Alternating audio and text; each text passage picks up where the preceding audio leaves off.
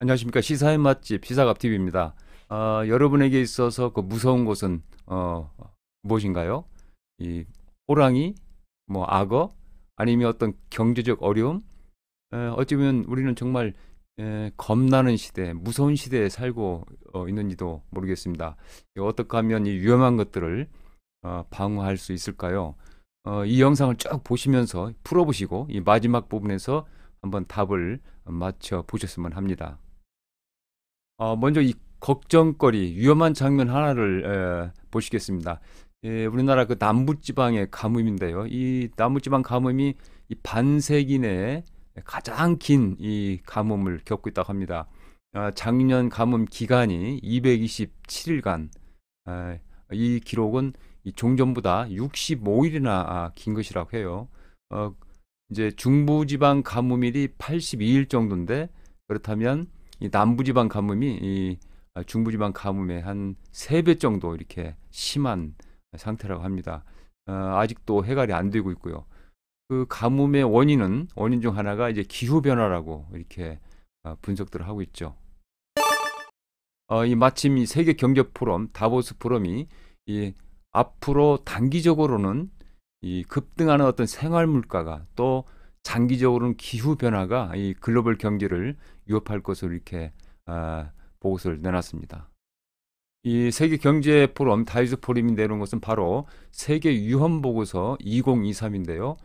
이 보고서를 보면은 이 10대 세계 위험을 각각 그 단기 2년 또 장기 10년을 구분해서 발표를 했어요. 2025년까지 앞으로 2년간이죠. 이 2년간 세계를 위협할 최대 위험 요소가 바로 생계비 급등 위기다, 이렇게 적고 있습니다.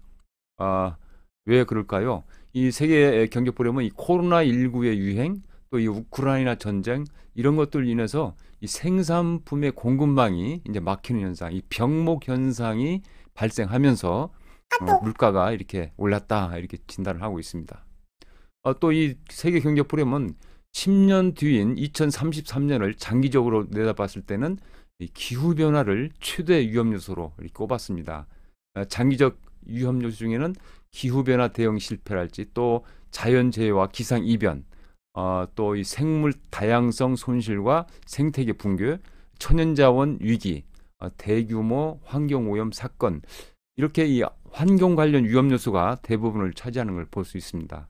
아울러서 이 세계 경제 포럼은 각국의 지리 경제학적 대치 상황, 또 이 대규모 비자발적인 난민 사태, 사회 결속력 약화 및 양극화, 여기다가 이 광범위한 사이버 보안 범죄 등을 미래 위협 요인들로 이렇게 지목하고 있습니다.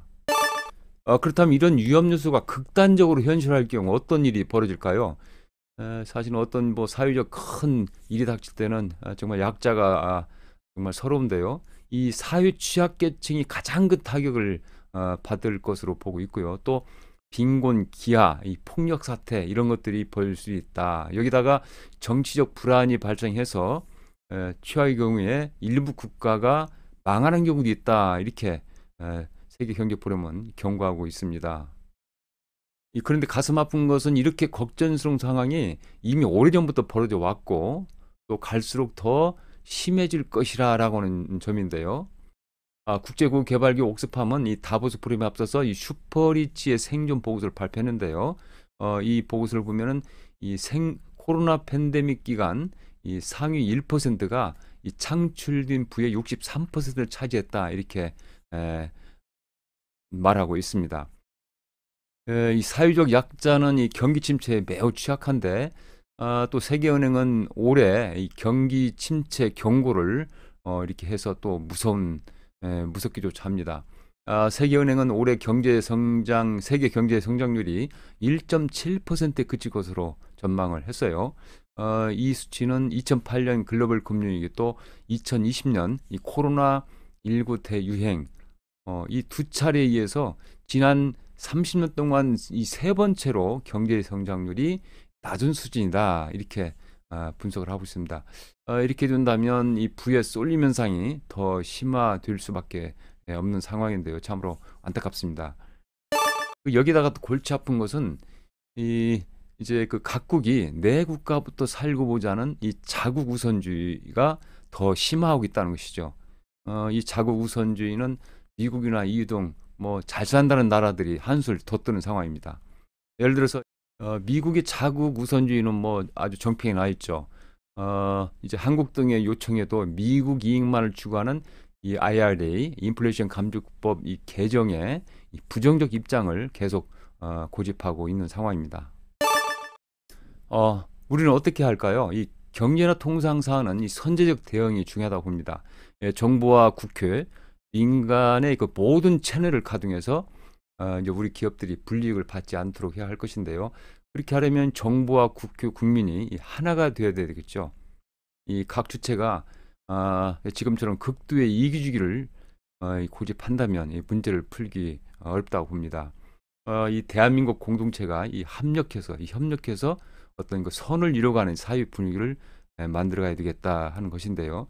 이 경제에서는 이 공정 경제, 또 이 물품을 소요 일변도 개념에서 빌려주고 빌려 쓰는 이 공유 경제, 이런 분위기를 이제 확산시켜야 할 걸로 보고요. 이런 흐름을 바탕으로 해서 이웃 국가나 이 동맹 국가의 유대를 강화하는 방향으로 나가는 게 대단히 중요하다고 봅니다. 그래서 이 각자 알아서 먹고 사는 어떤 각자 도생, 또 개별 국가가 알아서 먹고 사는 이 각국 도생, 뭐 이런 것이 아닌 이 공동체 협력. 저는 이를 이 코리아 미션, K 미션이라고 부르고 싶은데요. 이 K 미션 바람이 우리나라 안에서 활발하게 일어나고, 또 이 바람이 이 밖으로 넘쳐서 불기할 필요가 있다, 이렇게 봅니다. 그래서 이 한 사회의 각자 도생, 또 개별 국가의 어떤 각국 도생을 이제 해소하는, 녹이는 역할을 이제 우리 대한민국이 나서서 할 때가 아닌가, 이렇게 봅니다.